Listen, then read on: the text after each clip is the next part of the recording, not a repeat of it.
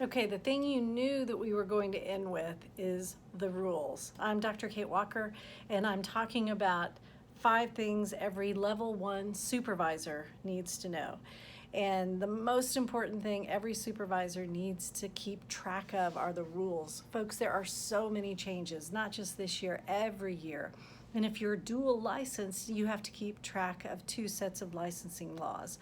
Now, I've got to get going because I've got a client coming in, but I'm going to post this. And remember, I'm presenting at the Texas Counseling Association Professional Growth Conference, and it's coming up, oh my gosh, Wednesday the 13th. I'm going to be doing the Supervisor Refresher Course along with Dr. Leanne Salmonson, and that's an all-day affair. We're going to go over all of this stuff. So supervisors, whether you're level 1 or level 50, right? A good refresher course is always a great way to get your mind back in the game and get yourself updated. Like I said, there have been so many changes this year. So if you want a great refresher course, Fort Worth is the place to be, Monday the 13th.